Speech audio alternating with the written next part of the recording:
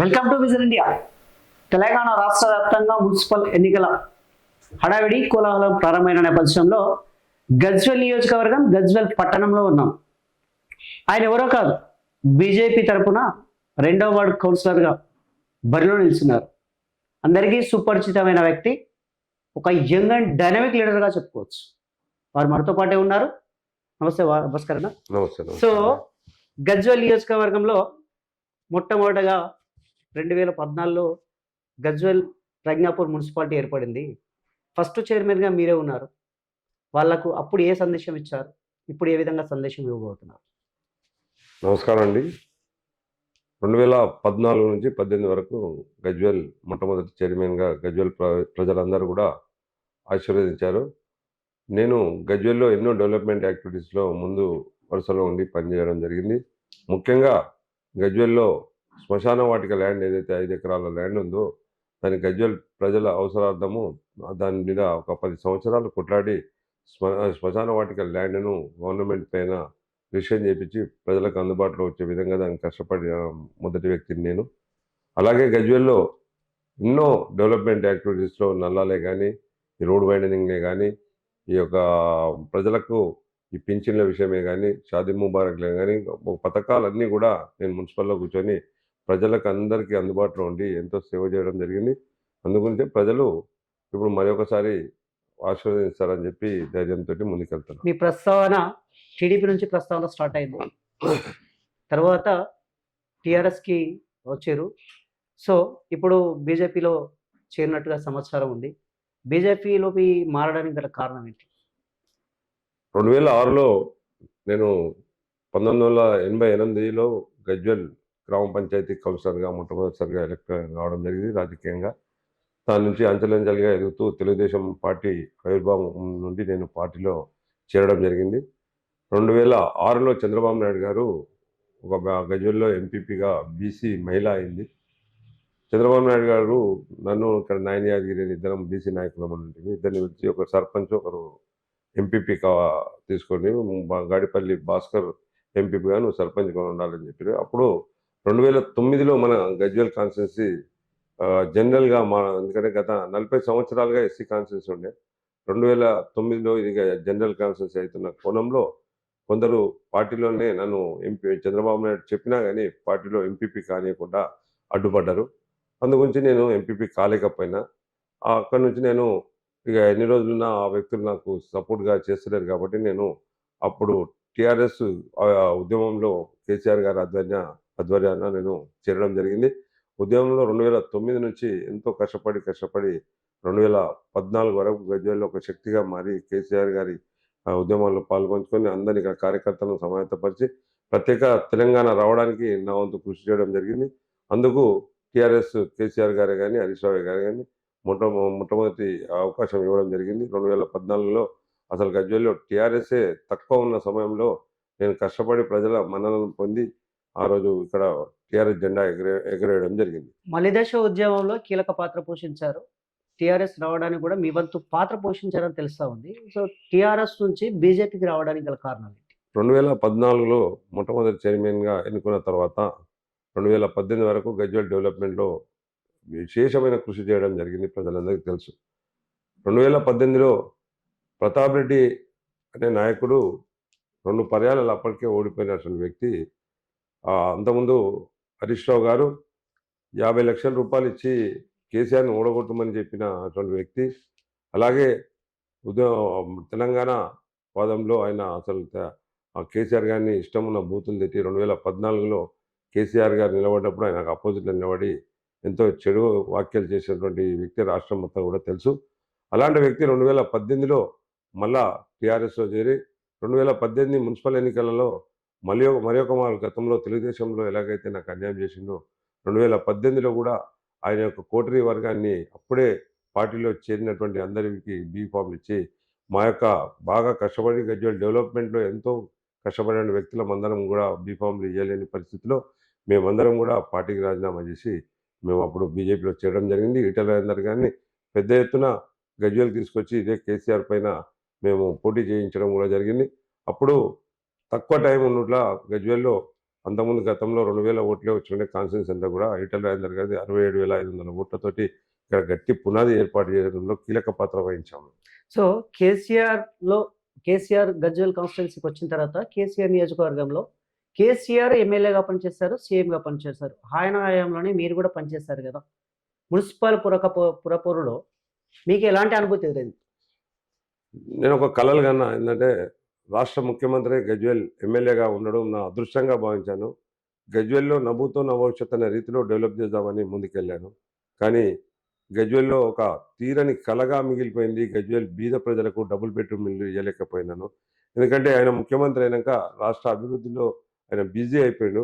ఇక్కడ మంత్రి గారు హరీష్ రావు గారి ఇన్ఛార్జ్ ఉండుట్లా ఆయన దగ్గరికి ఎన్నో పర్యాయాలు గజ్వేల్ డెవలప్మెంట్లో నేను వినతి పత్రాలు తీసుకపోతే ఆయన పట్టించుకున్న దాఖలాలు లేవు. మేము వెళ్ళి ముఖ్యమంత్రి గారికి చెప్దామంటే కూడా ఆయన వినే పరిస్థితి లేకుండే. వీళ్ళ గజ్వేల్ ప్రజలకు పెద్ద అన్యాయం ఏంటంటే డబుల్ బెడ్రూమ్ ఇల్లు. అంటే హరీష్ రావు అన్యాయం చేశారంటారా కేసీఆర్ దగ్గరికి పోనీయకుండా? 100% హరీష్ రావు గారు గజ్వేల్కు ఒక తీరని అన్యాయాలు చేసిండు.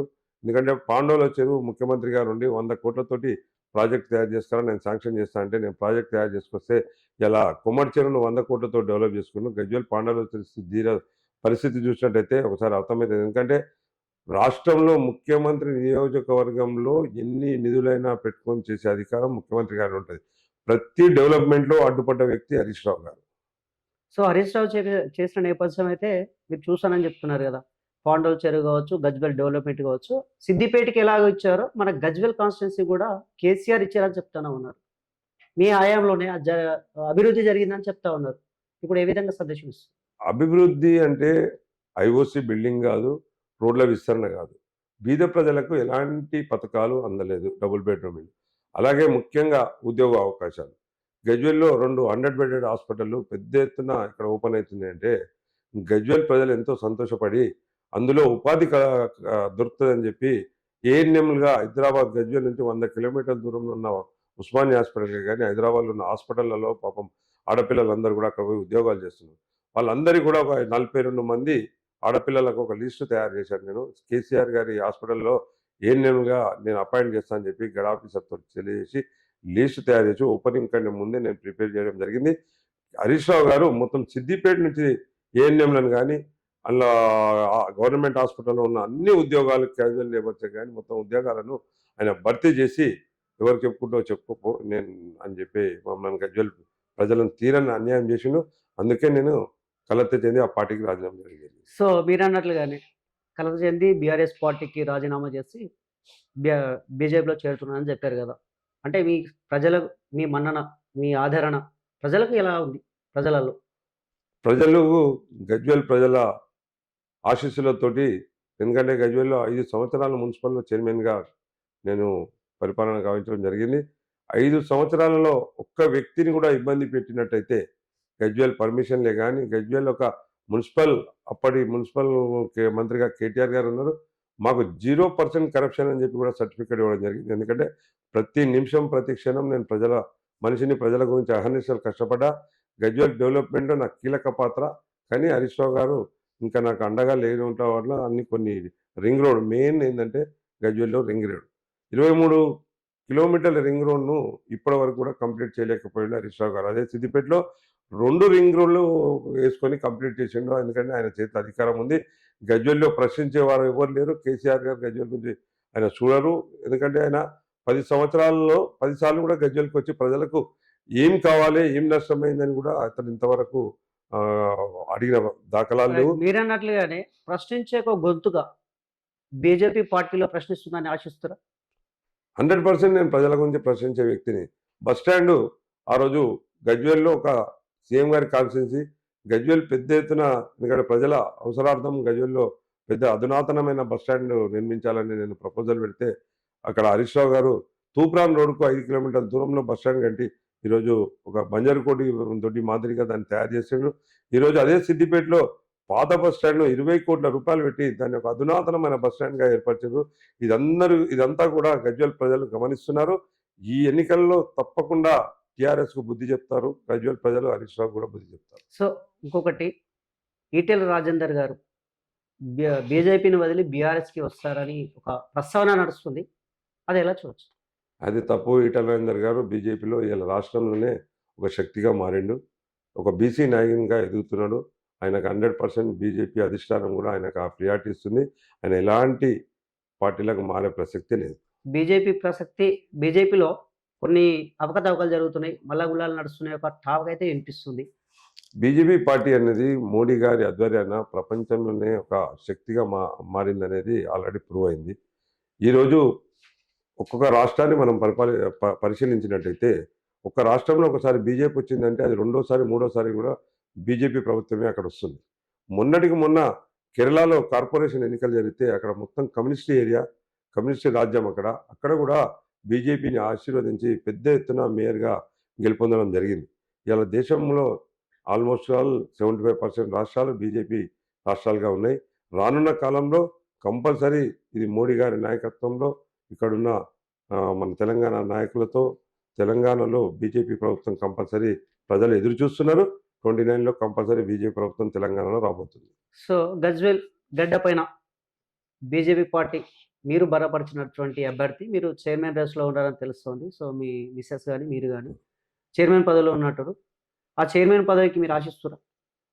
100% బీజేపీ పార్టీ నుంచి నన్ను అధిష్టానం బీసీ లేడీ రిజర్వేషన్ కావడం జరిగింది. అందులో మా శ్రీమతి అయినటువంటి గాడిపల్లి కళ్యాణి గారిని 2వ వార్డు నుంచి నేను అభ్యర్థిగా నిలబెట్టడం జరిగింది. ప్రజలు తప్పకుండా గజ్వేల్ మొత్తం కూడా ఈరోజు ఒక మార్పు కనబడుతుంది. మార్పు కావాలి, మార్పు కోసం అని ప్రజలందరూ కూడా బీజేపీ వైపు అడుగులేస్తున్న సంగతి మనం గ్రహిస్తున్నాం. ఎందుకంటే ఇక్కడ పెద్ద ఎత్తున గత పార్టీలు కాంగ్రెసే కానీ టీఆర్ఎస్ఏ కానీ ప్రజలకు నష్టం జరిగిన సంగతి కూడా గ్రహిస్తున్నారు. బీజేపీ తోటి ఇది సాధ్యమవుతుంది. మన ఎంపీ రఘునందన్ రావు గారు ఒక డైనమిక్ లీడర్.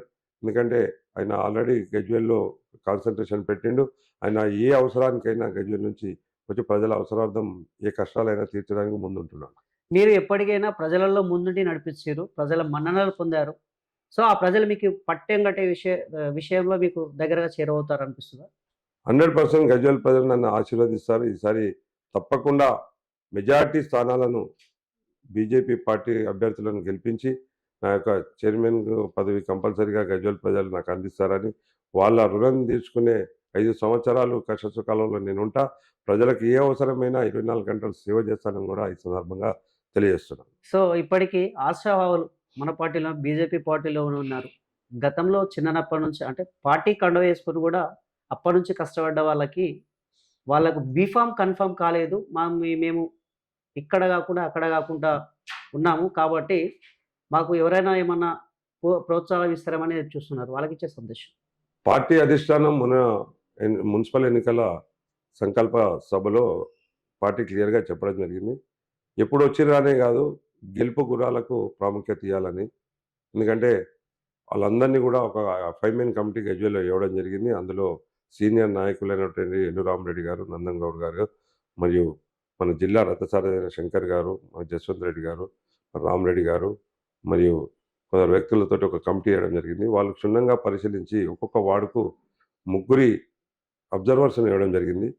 అక్కడ ఎవరికైతే బలం ఉందో ఆ వార్డులలో గత 10 రోజులుగా సర్వే చేయడం జరిగింది.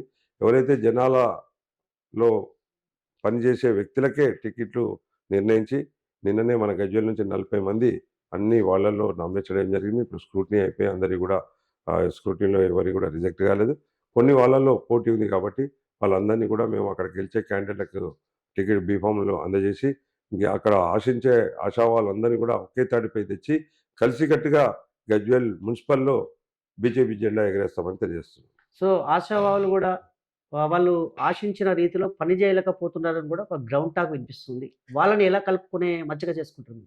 అలాంటిది గజ్వేల్లో పరిస్థితి లేదు. ఎందుకంటే బీజేపీ ఒకసారి సభ్యత్వం తీసుకున్న తర్వాత అదొక శక్తివంతమైన పార్టీ.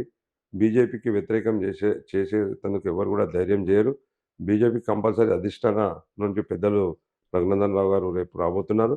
అందులో అందరినీ కూర్చోబెట్టి ఇందులో అవకాశం లేని వరకు రేపు బీజేపీ మన ఏదైతే జెండా ఎగరేస్తామో మున్సిపల్లో ఇంకా కోఆప్షన్ సభ్యులు ఉంటాయి, ఇంకా వేరే పదవులు ఉంటాయి. తప్పకుండా వాళ్ళని ఏదో ఒక విధంగా మేము సభ్యుని అలా నిర్చేస్తామని కూడా తెలియజేస్తున్నాం. సో అవకాశం ఇస్తే ఒకవేళ మళ్ళీ ఒకసారి చైర్మన్గా పట్టం కడితే గజ్వేల్ ప్రజలకు ఏ విధంగా సహాయపడతారు? ఏ విధంగా గజ్వేల్ ప్రజ్ఞాపూర్ మున్సిపాలిటీని ఏ విధంగా అభివృద్ధి చేస్తారు?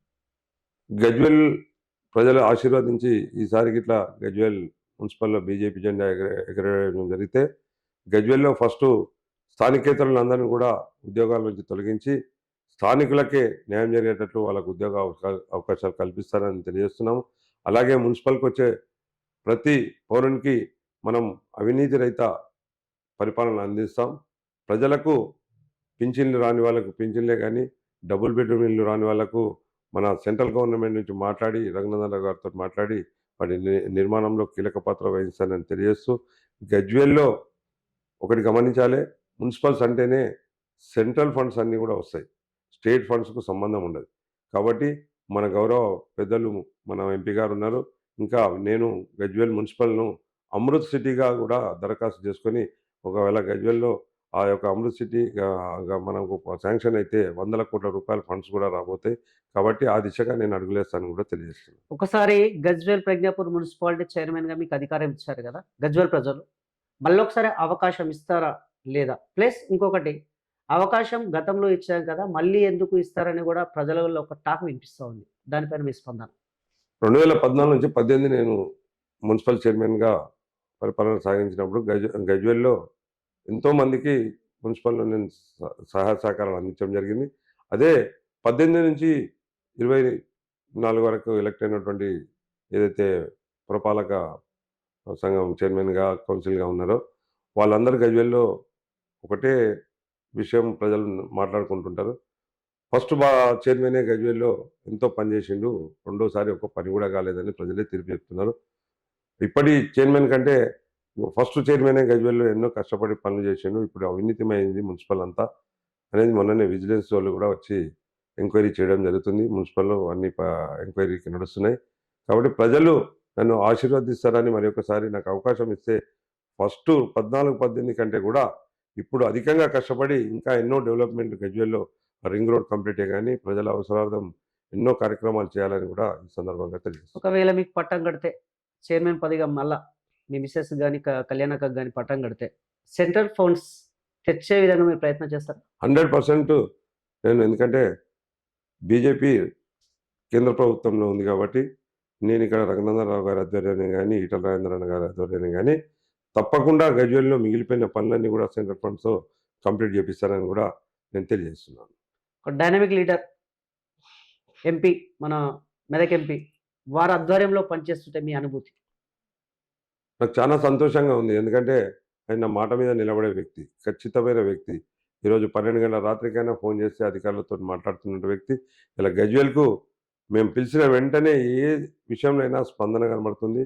కలెక్టర్లతో కానీ అధికారులతోటి కానీ ప్రతి దాని మీద ఇక్కడ వచ్చి డెవలప్మెంట్లో పనిచేస్తున్నాం. మాకు ఒక వరం, అలాంటి ఎంపీ మాకు దొరకడం.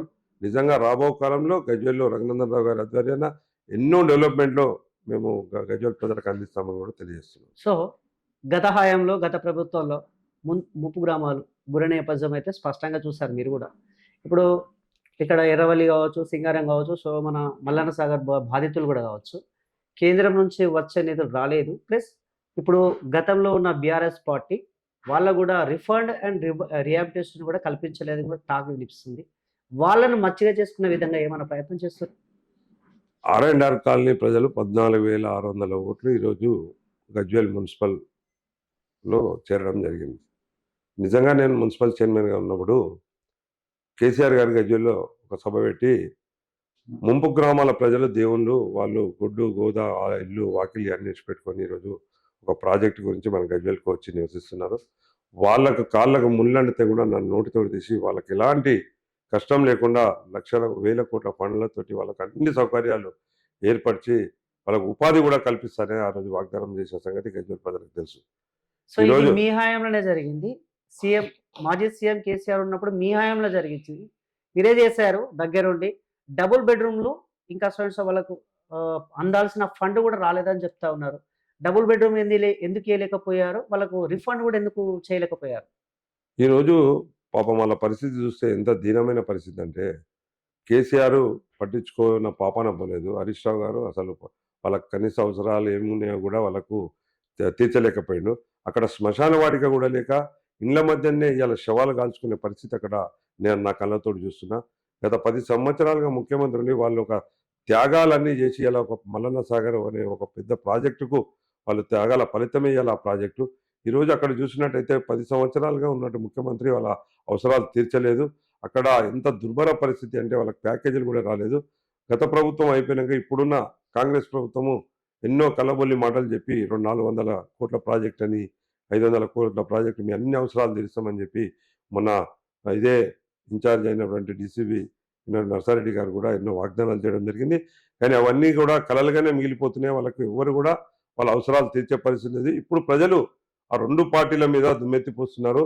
ఈరోజు నరేంద్ర మోడీ గారి ఆధ్వర్యాన మన రఘునందన్ రావు గారి ఆధ్వర్యాన్ని బీజేపీ కోటేసినైతే వాళ్ళకి తగిన బుద్ధి చెప్తామని చెప్పి కూడా ఇలా R&R మొత్తం ప్రజలందరూ కూడా బీజేపీ వైపు ఉన్న సంగతి ఒకసారి ప్రజలందరూ కూడా గమనిస్తున్నారు. మరొకసారి మీకు పట్టం కడితే అటు గజ్వేల్ మున్సిపాలిటీ, ప్రజ్ఞాపూర్ మున్సిపాలిటీలో భాగంగా ప్రజల మన్ననలు ఎలా పొందుతారు? దేవుడిచ్చిన కాడికి నాకు డబ్బులు, నేను ఒక కాంట్రాక్టర్ని కాదు, డబ్బుల విషయంలో నాకు అవినీతి అవసరం లేదు. నేను ప్రజల అవసరాల గురించి, ప్రజల మన్ననలు పొందేది గురించి, వాళ్లకు ప్రభుత్వం నుంచి వచ్చే పథకాలనే కానీ, మున్సిపల్ నుంచి వచ్చే ఏ నిధులైనా కానీ ఒక పారదర్శకంగా మనము అందరికీ ఇచ్చి, ఒక గజ్వేల్లో ఉన్నటువంటి ఈరోజు 125 కోట్లతో అప్పుడున్న కేంద్ర ప్రభుత్వం అండర్ గ్రౌండ్ డ్రైనేజ్ గజ్వేల్కి చేయడం జరిగింది. అండర్ గ్రౌండ్ చేసిన క్రమంలో అప్పుడున్న సీసీ రోడ్లన్నీ కూడా మొత్తం డిస్మెంటల్ చేయడం జరిగింది. ఇప్పటికి కూడా ఎవరు కూడా మన గజ్వేల్ మొత్తం వీధులలో ఇప్పటివరకు సీసీ రోడ్లు లేవు. దుర్భర పరిస్థితి, వర్షం వస్తే ఎన్నో ఇబ్బందులు జరుగుతున్నాయి. తప్పకుండా నేను, ఎందుకంటే ఇప్పుడు సెంట్రల్ ఫండ్సే ఎక్కువ 15th ఫైనాన్సే కానీ 14th ఫైనాన్సే కానీ సెంట్రల్ ఫండ్సే మున్సిపల్కి ఎక్కువ నిధులు రావడానికి నేను కృషి చేసి గజ్వేల్ని ఒక సుందర నగరంగా మార్చే క్రమంలో నేను ముందుంటా. అలాగే ఈరోజు ఎక్కడ వీధి లైట్లు కనబడ్డా కానీ ఆ సెంట్రల్ ఫండ్స్ నుంచి వచ్చినాయి. ఎందుకంటే నాకు తెలుసు, నాకు అనుభవం ఉంది. నేను గత 5 సంవత్సరాలు మున్సిపల్ చైర్మన్గా చేశాను కాబట్టి ఈరోజు ఎల్ఈడి లైట్స్ ఏవైతే గజ్వేల్లో కనబడుతున్న లైట్స్ అన్ని కూడా సెంట్రల్ ఫండ్స్ నుంచి నేను ఫిట్ చేయడం జరిగింది. అలాగే ఈ యొక్క అండర్ గ్రౌండే కానీ ఇంకా ఎలాంటి నిధులైనా గజ్వేల్లో అవన్నీ కూడా కేంద్ర ప్రభుత్వం మనకు అందించిన నిధులని ప్రజలు గ్రహిస్తున్నారు. కాబట్టి మున్సిపల్లో ఈసారి బీజేపీకి ఓటేసి మున్సిపల్ పైన బీజేపీ జెండా ఎగరవేసినట్టయితే ఇంకా ఎన్నో నిధులు తీసుకొస్తారు భాస్కర్ అని చెప్పి నమ్మకం ఉంది. తప్పకుండా ఒక స్వచ్ఛమైన పరిపాలన అందించి గజ్వేల్ డెవలప్మెంట్లో నేను ముందు ఉంటానని ప్రజలకు విన్నవించుకుంటున్నాను. సో 2 సంవత్సరాల 2 నెలలుగా వస్తుంది కాంగ్రెస్ ప్రభుత్వం ఏర్పడి.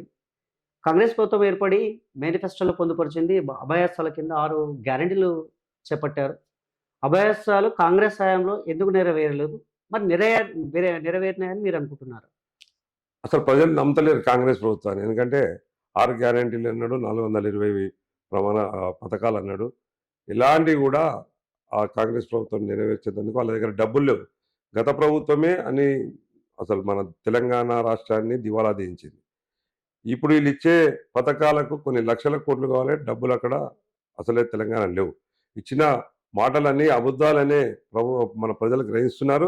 కాంగ్రెస్లో ఎట్టి పరిస్థితుల్లో డెవలప్మెంట్లో పనిచేస్తలేరు.